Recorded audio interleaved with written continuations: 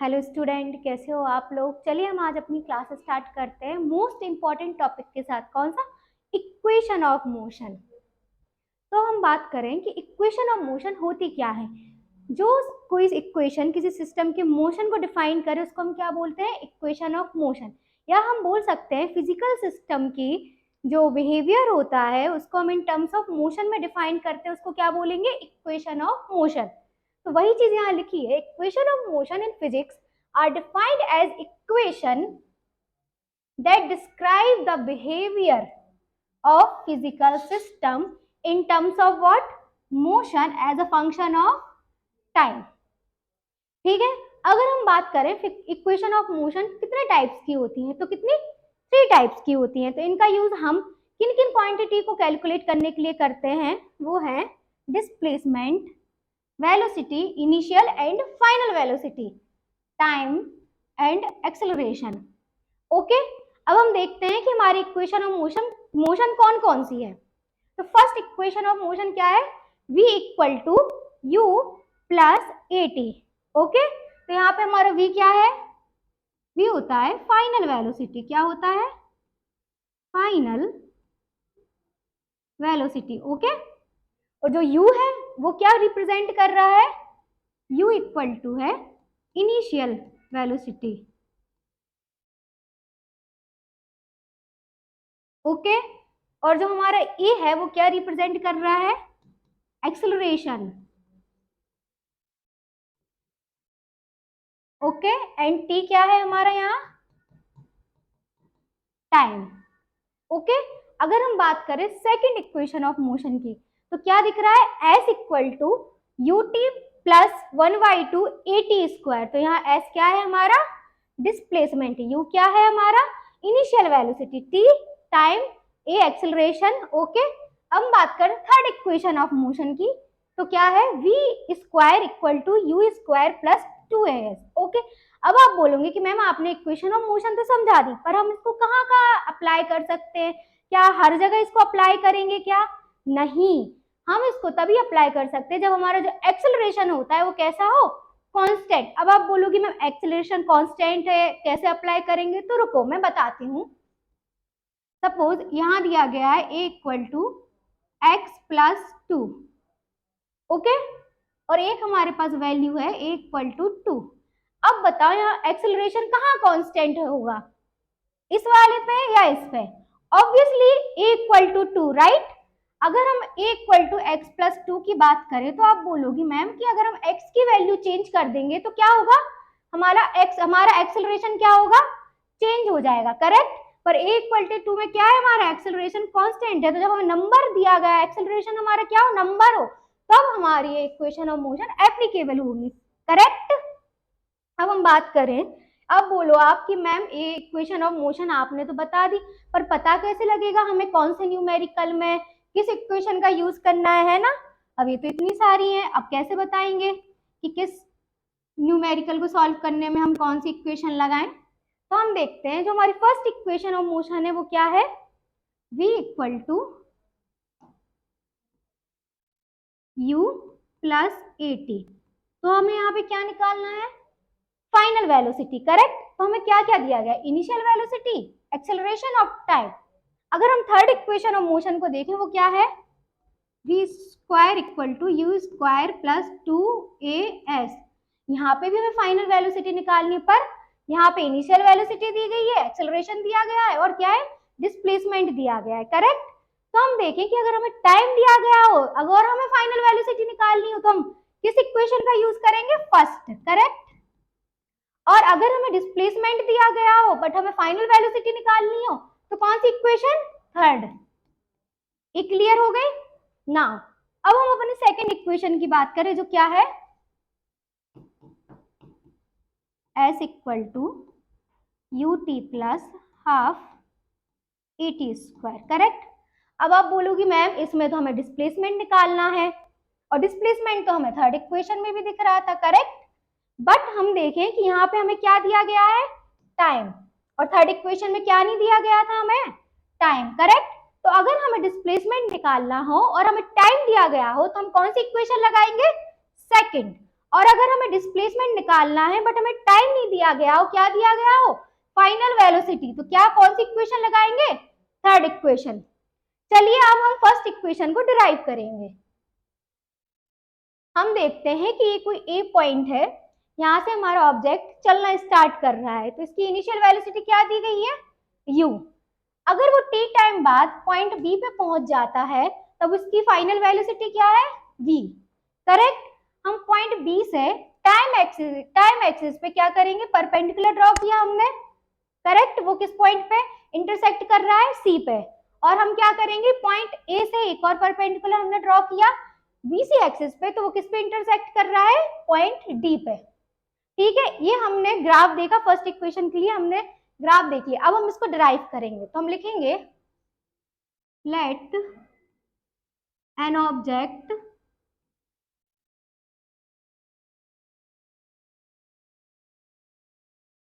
Move with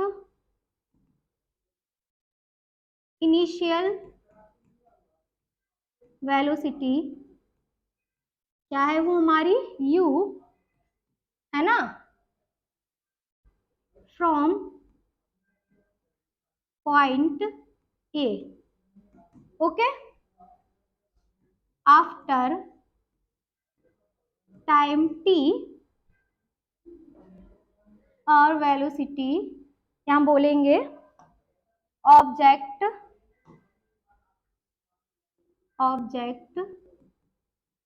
reach at point B and its velocity becomes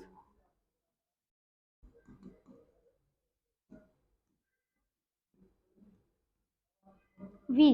वो क्या होगी हमारी फाइनल वेलोसिटी।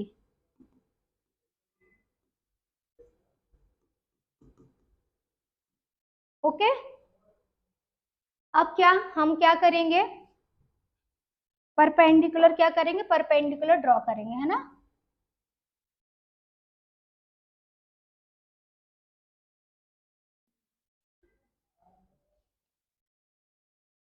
नाउ वी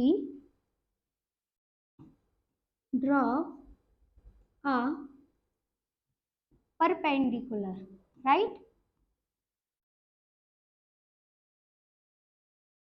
कहाँ पे ड्रॉ कर रहा है, ऑन टाइम एक्सिस, या हम बोलेंगे ऑन एक्स एक्सिस, है ना।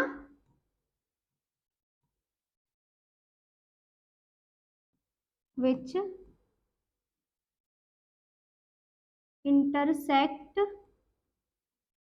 at point C, correct. Again हम परपेंडिकुलर ड्रॉ करेंगे,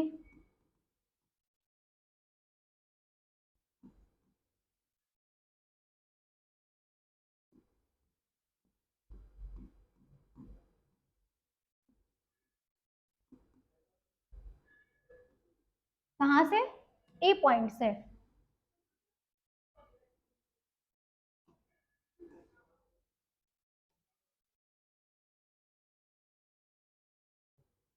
किस पॉइंट से, ए पॉइंट से, है ना।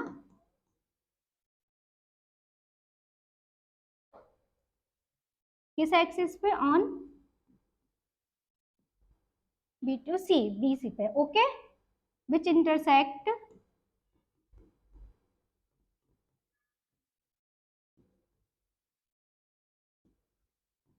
Eight point D, correct. अब हम देखें, हम बात करें हमारा क्या है, वेलोसिटी टाइम ग्राफ है, क्या है, वेलोसिटी टाइम ग्राफ। अगर हम बात करें, हमें इसमें क्या निकालना है, एक्सेलरेशन। वेलोसिटी टाइम ग्राफ में ये क्या दिख रही है हमारी, स्लोप। ये क्या है, स्लोप। तो वेलोसिटी टाइम ग्राफ में जो स्लोप होती है वो किसके इक्वल होती है, एक्सेलरेशन के। तो हम लिख सकते हैं जो हमारा एक्सेलरेशन है किसके इक्वल है, equal to slope of line E B correct. अब हम बात करें कि स्लोप कैसे निकालेंगे, है ना। तो स्लोप के लिए हम देखते हैं, हमने यहाँ से परपेंडिकुलर ड्रॉ किया था, तो हमारे लिए पता है स्लोप इक्वल टू क्या होता है, परपेंडिकुलर अपॉन बेस। तो परपेंडिकुलर क्या है हमारा, ये क्या है, बीडी, यहाँ पे एक ट्राइंगल बन रहा है ना, और बेस क्या है हमारा, ओसी। तो क्या होगा, बीडी अपॉन ओसी, सॉरी ईडी, एडी, ये है ना हमारा बेस, तो एडी।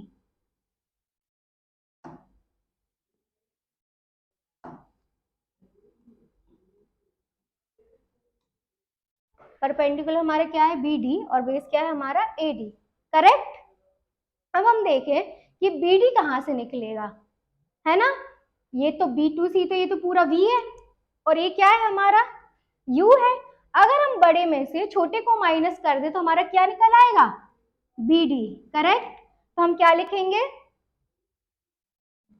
बीडी इक्वल टू क्या होगा, बी सी माइनस ओ ए अपॉन ईडी। और हम यहाँ देखें जो हमारा ओ ए है किसके इक्वल टू है, सी डी के, है ना।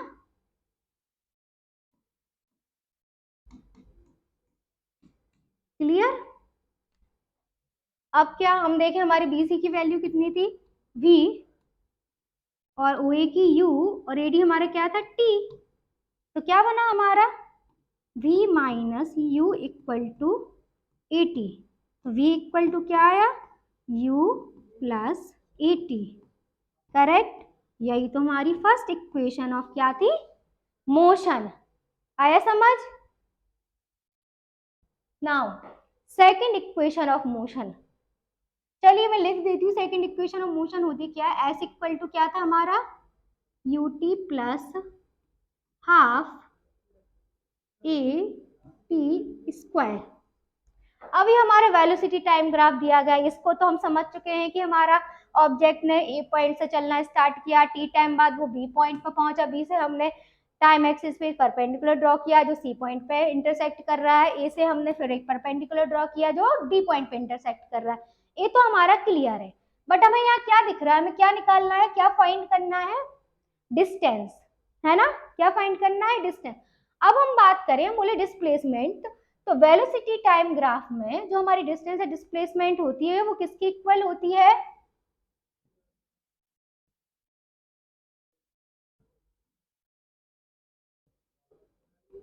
Area, area of O A B C, किसकी इक्वल होगी, area of O A B C, correct. अब हम देखें कि हमें अगर एरिया निकालना है तो हमें क्या देख, रेक्टेंगल भी दिख रहा है और एक ट्राइंगल दिख रहा है, करेक्ट, है ना। हम बोल सकते हैं ये किसके इक्वल हुआ, area of rectangle plus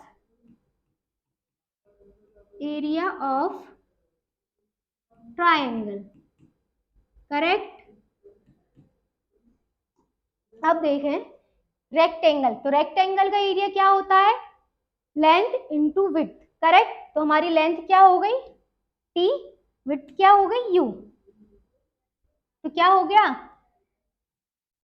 you t plus, अगर हम बात करें ट्राइंगल का एरिया क्या होता है, पता ही होगा, जिसको नहीं पता उसको पता चल जाएगा, क्या होता है, 1/2 into base into height, correct. तो हमारा बेस क्या हो गया, ये एडी, और हाइट क्या होगी हमारी, वीडी, करेक्ट।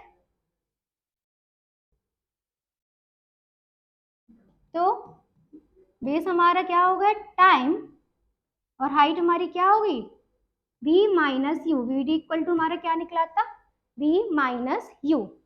अगर हम बात करें फर्स्ट इक्वेशन ऑफ मोशन क्या थी हमारी, v equal to u plus a t, correct थी ना यही। अगर हम यहाँ से निकाले v minus u equal to क्या निकला 80, तो हम v माइनस यू की जगह क्या पुट कर सकते हैं 80, तो क्या निकलेगा s equal to u t plus half into t into 80।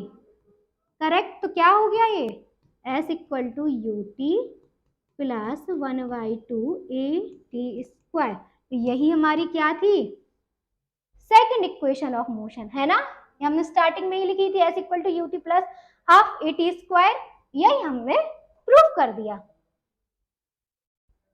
Third equation of motion क्या थी हमारी, v square equal to u square plus 2as। Okay, velocity time graph अब आपको क्लियर होगा कहां से क्या हुआ है। हम डायरेक्ट इसको डिराइव करते हैं। तो अगर हम इसमें देखें डिस्टेंस, या हम बोल सकते हैं डिस्प्लेसमेंट इक्वल टू क्या है हमारे वेलोसिटी टाइम ग्राफ से निकलता है एरिया ऑफ, यहाँ पे हम क्या निकालेंगे area of trapezium,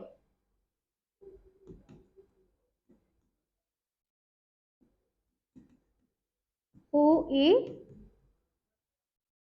B C. Okay, ये निकालेंगे। अब हम देखें एरिया ऑफ ट्रेपेजियम क्या होता है, तो S इक्वल टू का फॉर्मूला होता है 1/2 into sum of parallel side, okay, into height. Correct,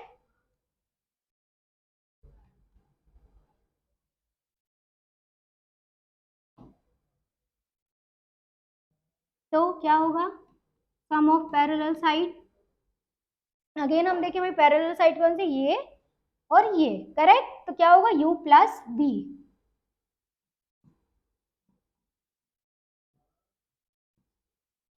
अब किस चीज की बात आई, हाइट, है ना। तो हाइट क्या है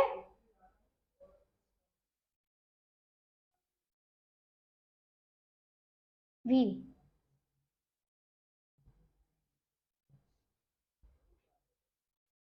है ना।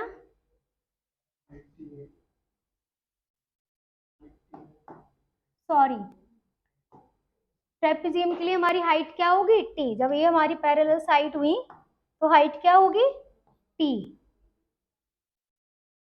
टीचर्स से भी मिस्टेक हो जाती है कभी कभी। ओके ओके, अब हम देखें फर्स्ट इक्वेशन ऑफ मोशन हमारी क्या थी, v equal to u plus a t. अगर हम इसमें से t की वैल्यू निकालेंगे तो क्या आएगी हमारे पास v minus you upon a equal to t. Correct, तो बस हम इस वैल्यू को कहाँ करेंगे, यहाँ पुट कर देंगे। तो s इक्वल टू हमारे पास आएगा half into U plus V into V minus you upon A. ये हमारे कहाँ चले 2as, ये साइड गए। तो हमें एक फॉर्मूला पता है u प्लस बी और u माइनस बी मिलके या v माइनस यू मिलके क्या बनता है v square minus u square. Correct, तो हमारी वैल्यू क्या निकलेगी v square equal to u square plus 2as। Correct, यही तो हमारी थर्ड इक्वेशन ऑफ मोशन थी ना, जो हमने स्टार्टिंग में ही लिखी थी, जिसको हमने क्या कर दिया यहाँ प्रूफ कर दिया ना। अब हमारा टॉपिक क्या है, how can we solve the numerical related to equation of motion. हमारा पॉइंट क्या है, अगर ऑब्जेक्ट स्टार्ट फ्रॉम रेस्ट, देखो ये जो कार है वो रेस्ट पे है, तो इसका इनिशियल वेलोसिटी क्या होगी u इक्वल टू 0 है, पर t टाइम बाद उसकी कुछ ना कुछ वेलोसिटी तो होगी, है ना। कि अगर वो रेस्ट पे है फिर उसने चलना स्टार्ट किया t टाइम बाद तो उसकी वेलोसिटी रही होगी। तो हमें पता है a इक्वल टू क्या था v minus you upon T. Correct, तो u हमारी क्या है 0, तो हमने u की वैल्यू क्या पुट की 0। फाइनल वेलोसिटी तो कुछ ना कुछ है हमारी, और टाइम t, तो क्या निकला हमारा एक्सेलरेशन कैसा निकला पॉजिटिव। इसको क्या कहते हैं कंडीशन ऑफ एक्सेलरेशन। अब हम देखें a car stop after some time, या हमने ब्रेक को क्या किया, अप्लाई किया। कार हमारी मोशन कर रही थी, उसकी कुछ ना कुछ इनिशियल वेलोसिटी तो थी, बट सडनली हमने क्या किया, ब्रेक अप्लाई कर दिया, तो क्या हो गई, हमारी कार स्टॉप हो गई। तो उसकी फाइनल वेलोसिटी क्या हो गई, v इक्वल टू 0। और फॉर्मूला वही, acceleration equal to v minus you upon t. तो v की वैल्यू क्या पुट कर दी हमने यहाँ पे, 0, और कुछ ना कुछ हमारी इनिशियल वेलोसिटी तो थी, तो वो क्या, u अपॉन टी।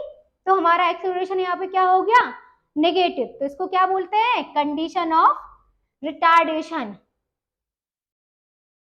नाउ हमारा टॉपिक है डिस्टेंस टाइम ग्राफ। तो हमें पढ़ने से ही समझ आ रहा है, जो इसमें जो ग्राफ बनेगा वो किस किस के बीच बनेगा, डिस्टेंस और टाइम के बीच बनेगा, है ना। या हम बोल सकते हैं जो ऑब्जेक्ट की जो पोजीशन टाइम के रिस्पेक्ट में चेंज हो रही है, उसको अगर हम ग्राफ के फॉर्म में रिप्रेजेंट करें तो क्या बोलेंगे उसको, डिस्टेंस टाइम ग्राफ।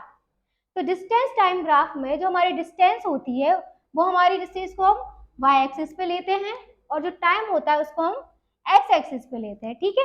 और डिस्टेंस टाइम ग्राफ का यूज हम कहाँ करते हैं, स्पीड को कैलकुलेट करने के लिए, use to calculate the speed of the body, okay.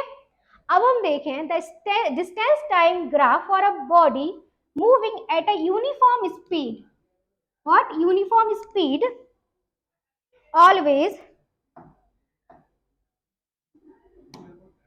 always a straight line as a distance। क्या मिलता है हमें, स्ट्रेट लाइन, अगर वो यूनिफॉर्म स्पीड से मोशन हो रहा है। सपोज ये हमारा डिस्टेंस टाइम ग्राफ दिया गया है, तो जो यूनिफॉर्म हमारी स्पीड होती है उसमें डिस्टेंस टाइम ग्राफ का जो रेशियो होता है हमेशा कैसा होता है, सेम होता है। रेशियो कैसा होता है, सेम, है ना। हम देखें कि सपोज कोई ऑब्जेक्ट है, वो 1 सेकंड में क्या करता है, 1 किलोमीटर डिस्टेंस कवर करता है, वो 2 सेकंड में 2 किलोमीटर, 3 सेकंड में 3 किलोमीटर, 4 में 4 किलोमीटर। तो ये क्या हुआ हमारा, अगर हम ग्राफ प्लॉट करें तो, है ना। तो क्या मिल रहा है हमें, स्ट्रेट लाइन मिल रही है ना।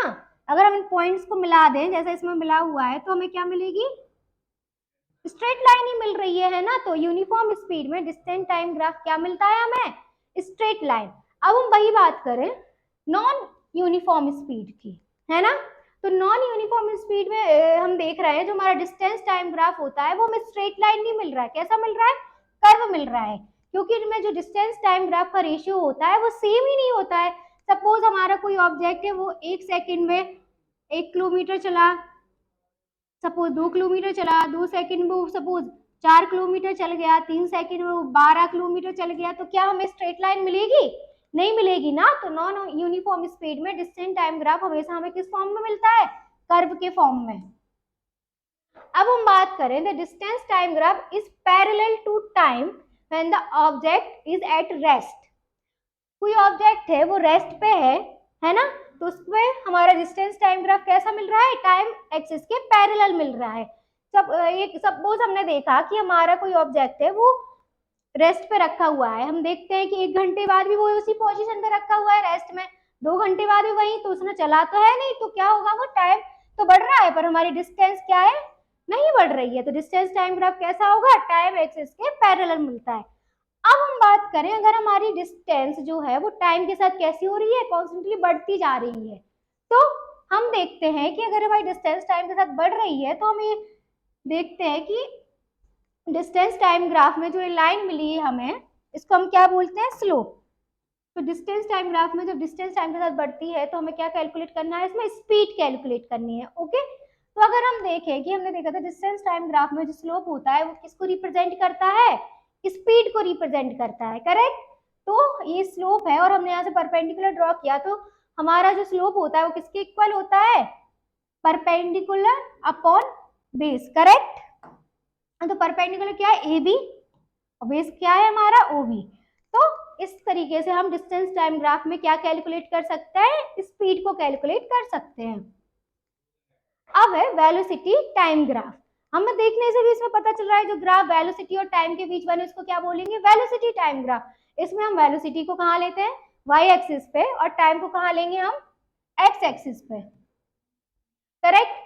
अब हम देखें the product of velocity and time, product of velocity and time give displacement of an object moving with uniform velocity, है ना। हमें पता था वेलोसिटी का फॉर्मूला क्या था, v equal to displacement upon time. अगर हम बात करें यहां से हमें क्या निकालना है, product of velocity and time, तो v into t equal to में क्या रिप्रेजेंट कर रहा है, डिस्प्लेसमेंट, करेक्ट। अब हम बात करें वेलोसिटी टाइम ग्राफ में, स्पीड अगर हमारी कांस्टेंट है, अगर हमारी क्या है, व्हेन स्पीड रिमेन कांस्टेंट है, बोले वेलोसिटी कांस्टेंट है, वो टाइम के साथ चेंज नहीं हो रही है, तो हमें क्या मिलेगा, पैरेलल लाइन जो हमारी टाइम एक्सिस है एक्स एक्सिस के पैरेलल मिलेगी, ओके।